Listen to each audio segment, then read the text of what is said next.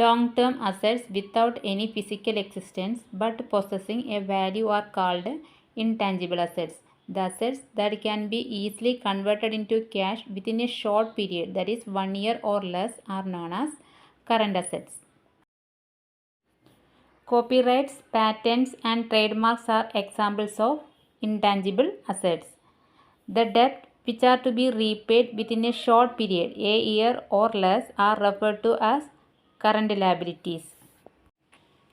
Gross profit is sales minus cost of goods sold.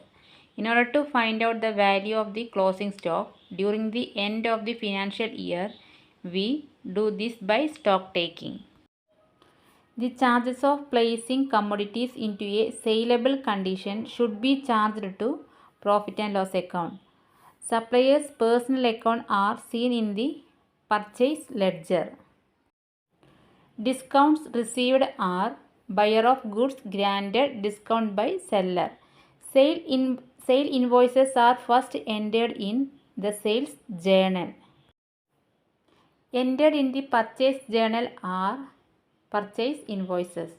At the balance sheet date, balance on the accumulated provision for depreciation account is simply deducted from the asset in the balance sheet.